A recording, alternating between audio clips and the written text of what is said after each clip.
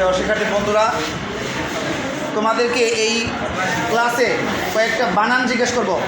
এই বানানগুলো তোমাদের ক্লিয়ার আছে কি না এটা একটু জানতে হবে, ঠিক আছে? তো আমরা আজকে হচ্ছে বিজ্ঞান, গঞ্জ, রথ আর ব্রাহ্মণ এই বানান কয়েকটা দেখব। এই বানান কয়েকটা টেস্ট করবো যে ছাত্ররা পারে কি না, ঠিক আছে? তো আমি হচ্ছে দেখি, জিজ্ঞেস করি। প্রথম বানানটা তুমি দাঁড়াও, সাব্বির দাঁড়াও। এই প্রথমে তুমি এই চারটের মধ্যে কোনটা বানান করবা? হ্যাঁ না, তুমি বলো তোমার কোনটা পছন্দ। বিজ্ঞান বলো, বিজ্ঞান বানান করো। বৈরশিকারে বি, বর্গার জয় সংযুক্ত ইয় আকার দন্তন। আচ্ছা, বয়র শিকারে বি, বর্গীয় জ সংযুক্ত ইউ আকার দন্তন্য। এখন বলো তো সঠিক বলছে না ভুল বলছে? সঠিক বলছে, সঠিক বলছে না? বসো বসো বসো। আশফাক দাঁড়াও, তুমি হচ্ছে প্রথম দুটা একটা বাদে পরের তিনটার মধ্যে থেকে কোনটা বান করবা?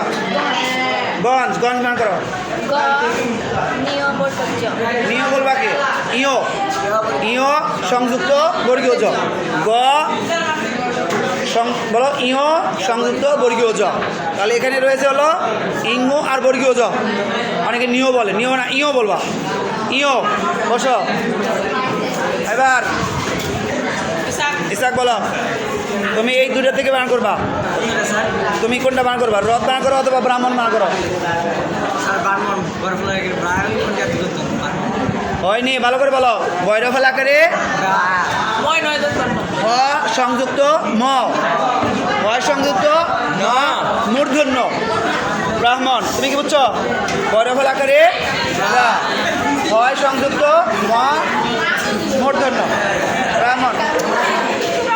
Silent silent silent silent. এবার সাহায্য দাও, তোমার জন্য পড়ে রয়েছে রথ বানানটা।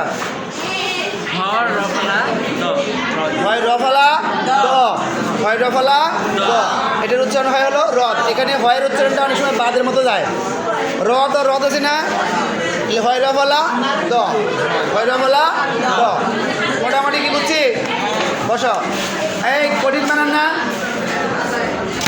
কঠিন বানান না মোটামুটি। এই তুমি একটা বানান করো এখান থেকে, কোনটা কঠিন বানান? যে কোনো একটা বলো। গঞ্জ, গঞ্জ গ নিয় সংযুক্ত পারছো, সঠিক পারছো, ভালো হয়েছে। আচ্ছা ঠিক আছে, সবাই ভালো দেখো।